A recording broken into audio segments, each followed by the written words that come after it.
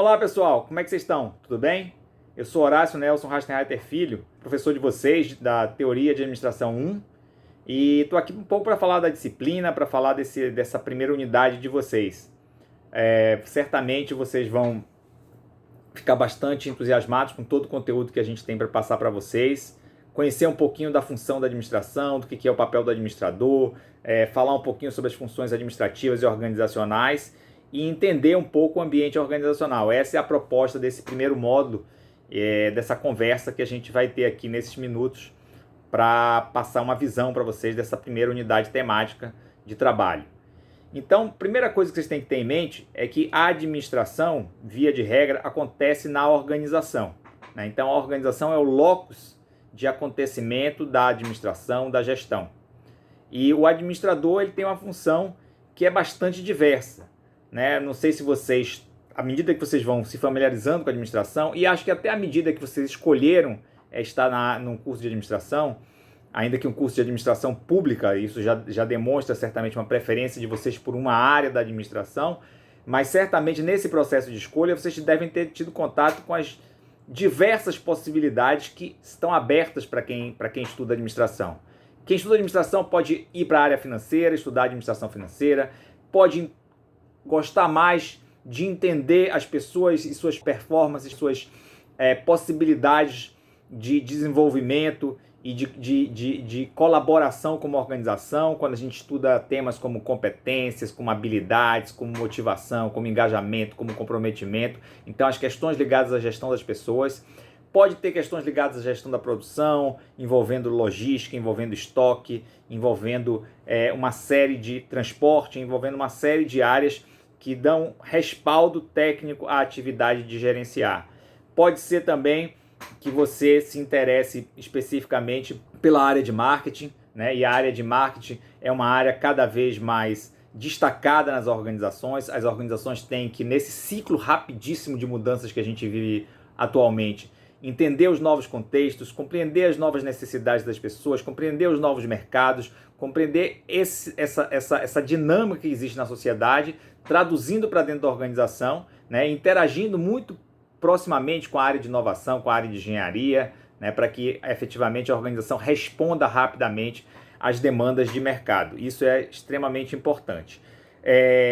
Dentro de uma organização, a gente tem diversos níveis organizacionais, quando a gente está falando das organizações grandes, né? Então a gente, inclusive, tem os nomes pomposos quando a gente fala numa organização com um superintendente, quando a gente fala com um diretor, quando a gente fala com um presidente, a gente sabe geralmente que está falando com alguém importante. Eu acho que esse é um dos aspectos da administração das grandes organizações, né? Essa hierarquia e exatamente esses cargos de alta direção. Mas organizações menores, essa situação já é um pouco diferente. A gente já tem realmente níveis mais, né, horizontais e menos hierarquia. Na administração pública, em geral, ela também é bastante hierarquizada, né? A gente tem dentro das autarquias, dentro das diversas instituições e organizações públicas, vários níveis organizacionais. Boa parte das organizações públicas são organizações bastante expressivas em termos de quantitativo de pessoal, em termos de estrutura hierárquica, né? E certamente vocês vão conviver um pouquinho com essa diversidade de estruturas que a organização tem, né?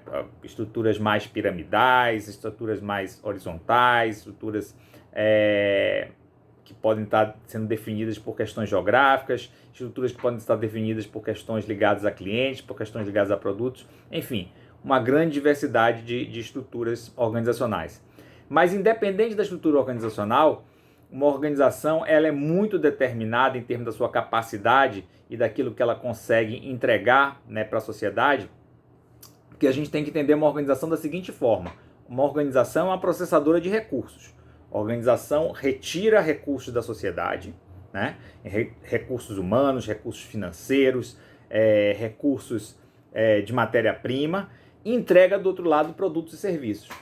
Se aquilo que ela entrega tem menos valor do que os recursos consumidos, essa organização não se justifica, né? E via de regra, uma organização que se justifica, ela tem um ambiente organizacional favorável ao trabalho, favorável à interação entre as pessoas, favorável a que as pessoas cumpram na organização aquilo que elas têm uma capacidade de fazer e de entregar. Ou seja, a capacidade de execução de cada um das pessoas, de cada um dos colaboradores, ela é próxima da sua capacidade nominal, né, de trabalho que ela tem. Então, um ambiente organizacional favorável faz toda a diferença em relação à entrega.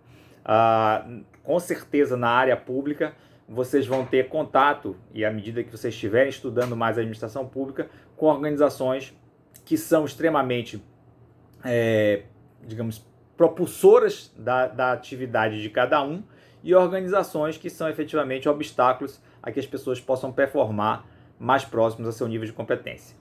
Legal? Então essa é a primeira provocação que a gente está fazendo aqui na unidade 1 e a gente se vê mais à frente. Forte abraço.